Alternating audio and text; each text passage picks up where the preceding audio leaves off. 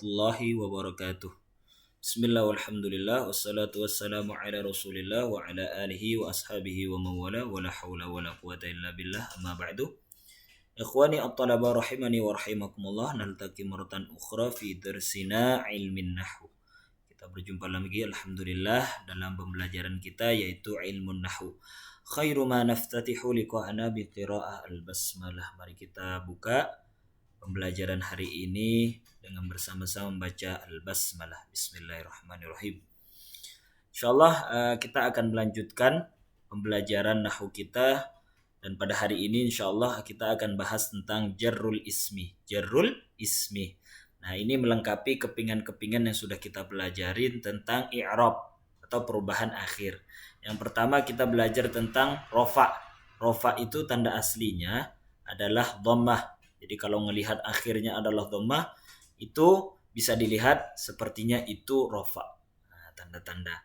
Kemudian yang kedua adalah nasab. Nasab itu berarti fathah akhirnya. Jadi tanda asli dari nasab adalah fathah. Kemudian kita juga belajar tentang jazmun.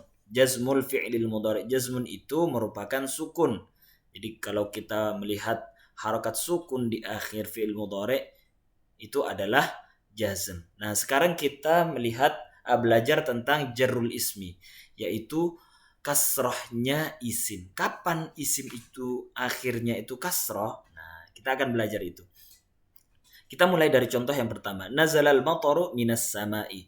Nazalal mataru minas sama'i. Di sini ada kata as-sama'i yang berharokat kasrah. Nah, kemudian contoh yang kedua, ya'tis samaku minal bahri. Nah, kita temukan juga yang berharokat kasrah di sini akhirnya adalah al-bahri.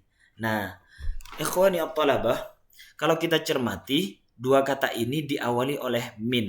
Nah, ternyata jarrul ismi itu kasrahnya isim itu dapat terjadi apabila didahului oleh huruf jar. Apa saja huruf jar?